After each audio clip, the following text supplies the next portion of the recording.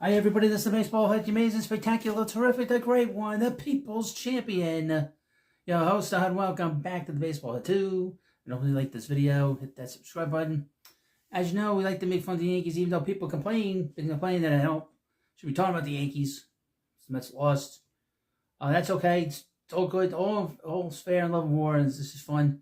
And a lot of people don't like the Yankees, and a lot of people don't like the Mets, but it's fun to talk about it and to see the sort of melting down from the Yankee fans to the general manager to the players. Players don't care. They're going on vacation. They don't care. They get a break. I'm sure some of them want to play, right now. I'm sure Major League Baseball like to see the Yankees play, but nope.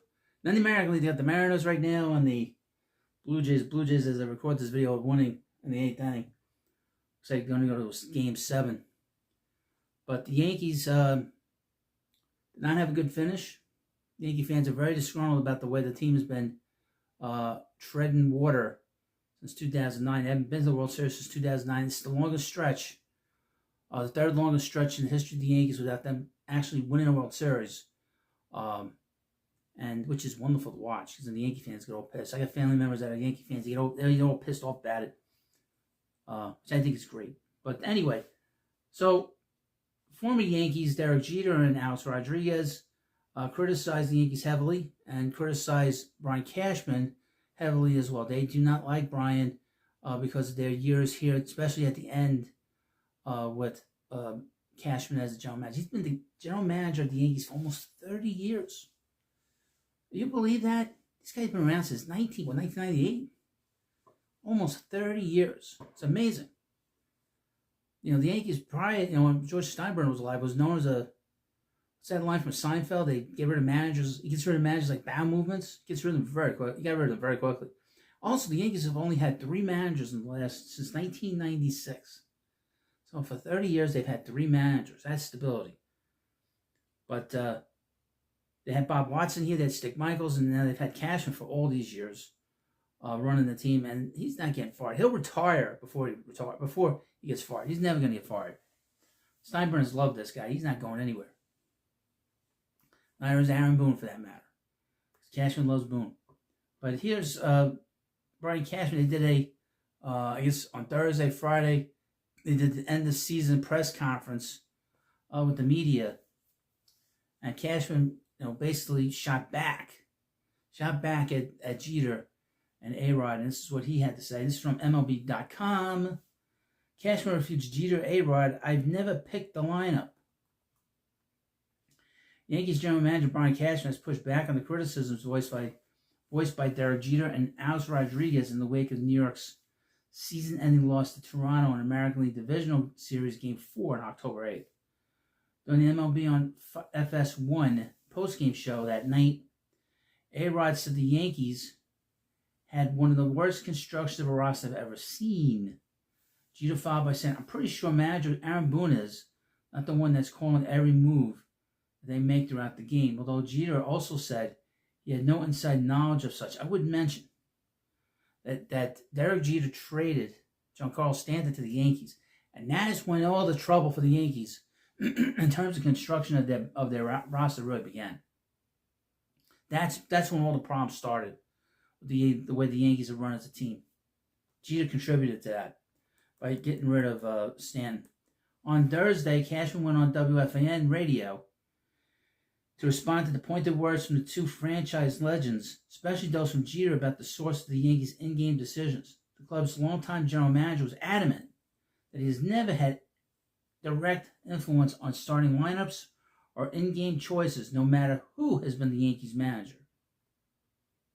Now, prior to Aaron Boone being the manager, Joe Girardi was the manager.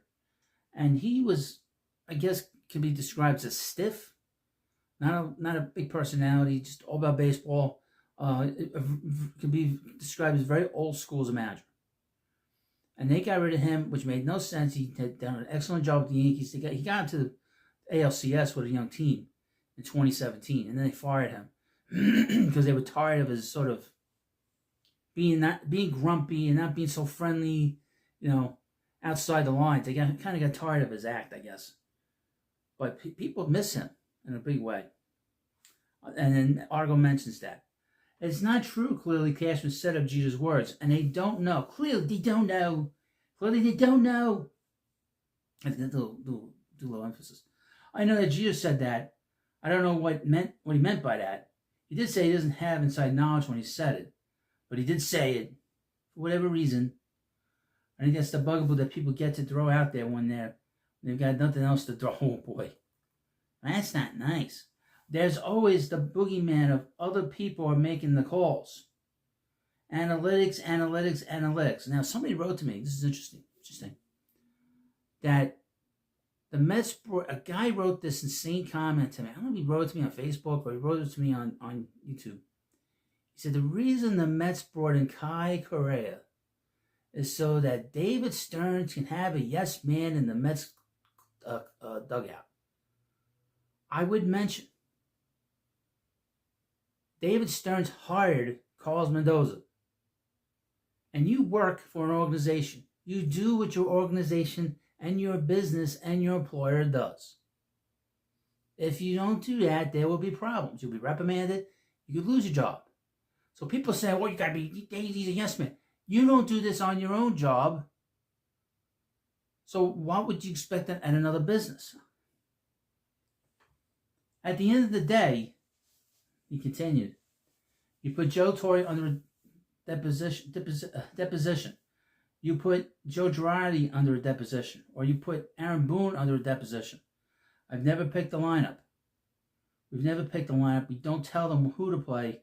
We don't tell them who to pitch, whether it's the pen or the rotation. Or you do make the moves. You make the trades.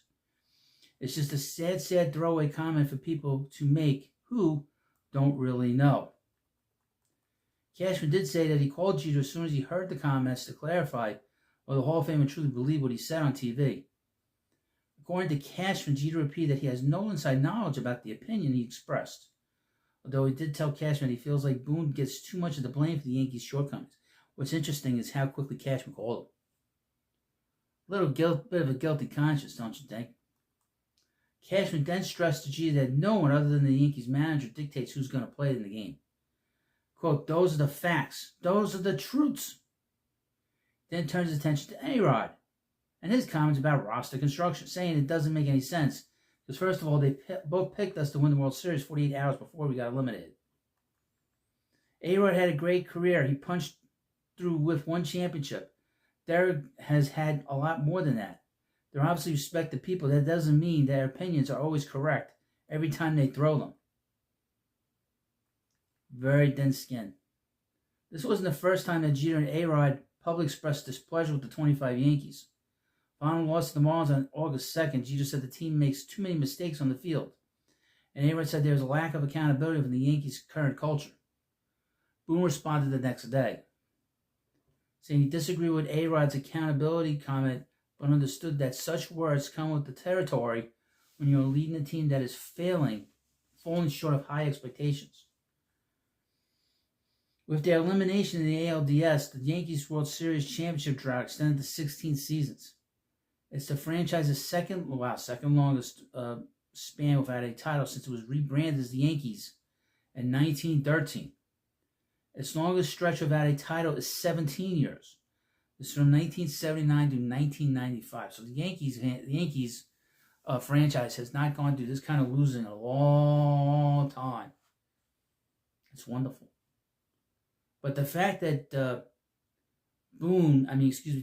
Cashman was so quick to call Jeter, that's a guilty conscience right there, folks. That is a guilty conscience. And he's trying to figure out if somebody behind the scenes told Jeter something, because obviously he has connections to the organization. They will tell Jeter stuff that they probably wouldn't normally talk about. But isn't that interesting? That's interesting. It's the most interesting thing about this. Now, your host likes talking about this stuff. This is fun stuff to talk about, especially when you got nothing else. Got nothing else right now to talk about with the playoffs going on. But the Yankees are not going to change the things that they've been doing. They're not going to bring in. They're not going to have like a change of philosophy. I don't know what the problem is. It's not my problem. As a Met fan, I have my own problems here with this team in Queens. You know, without the lack of killer instinct. Yankees have that right now too. They have that from the top, from the very top. This killer instinct from the top is not there. Hal Steinbrenner is not his father. With the Mets, it's a little bit different. With the Mets have that with the ownership. The problem is underneath that. But I'm not going to talk about that in this video. But Cashman calling Jeter to find out what he knows tells you that there is talk within the organization. Even though Jeter said, I don't know anything. Well, the fact that Cashman called him right away tells you something. And there are a lot of differences with ARod and Cashman and Jeter and Cashman, you know. So there is a history here with Cashman, a negative history that Cashman has with them, specifically at the end of their careers with the Yankees. But you let me know what you think about this video. And, of course, please subscribe to the Baseball Hut 2, and I'll see you later.